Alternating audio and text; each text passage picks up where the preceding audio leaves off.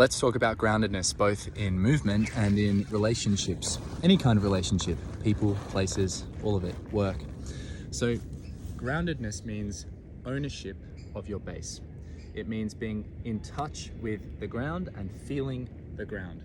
When most of your mass is being felt through the sole of your foot and everything above here is relaxing and allowing gravity to sink your tissues down and allowing yourself to feel your weight in the foot, you're grounded. Now let's say you step on a pebble or something, right? And it's uncomfortable. What's gonna happen? Okay, and that is ungrounding. Now it's okay to react to something like pain and to be ungrounded for a moment. But the issue is when we chronically unground ourselves because we're not aware that the threat has passed. So we walk around ungrounded in fight or flight, and we respond in conversations from that place, and our movement reflects that too. So if you want to ground, practice this. Standing on one leg, softening the tissues through your hips. You can even sink down and sit into your knees and hips, but still don't tense up and guard yourself more than you need to. Minimum necessary effort to actively meet the ground and to not collapse into your joints. Now above the hips, we want to feel buoyant, long, floating the bones into alignment and softening everything that doesn't need to be tense, okay? So an example of a very grounded looking dragon squat would be like this. So I'm very soft, very tall, aware of my base. I'm not insisting on any tension. I know myself, I'm lowering down.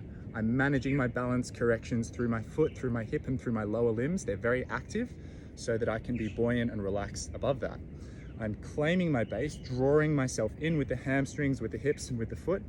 And then I start to stand up from that balance point, not rushing, and I can stay relatively relaxed. Obviously, being grounded in this way and managing those sensations and positions requires capacity. It requires practice, strength, and skill.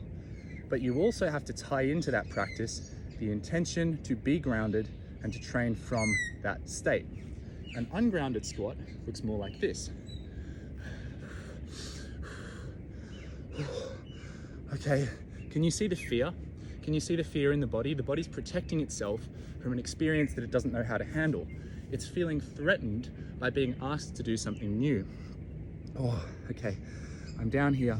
And then maybe I wanted so badly to get it done that instead of just controlling my way out of the bottom, I throw my weight back over this leg to get up because I've gone beyond my limits. I don't know my limits. I've exceeded my capacity, which is a lack of knowledge of self. It's an ungroundedness.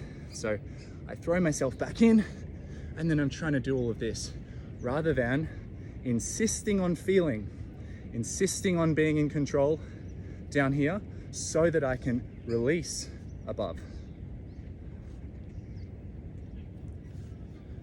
So undoing all of this excess effort and all of this fear in the system, learning to feel the sensations and the discomfort and the burning and the effort in your body as you train is part of the practice.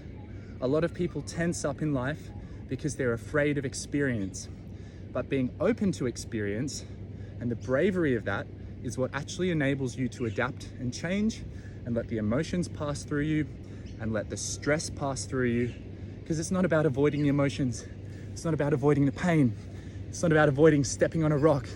It's about being able to non-react to your reactions and soften back into groundedness quickly. We're all gonna get ungrounded. We're all gonna have things we can't do. We're all gonna have challenges.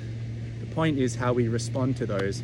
And you can practice that through your training, through your body, and in feeling it in your body, you can then hold that feeling as you engage in conversation and as you meet life's challenges.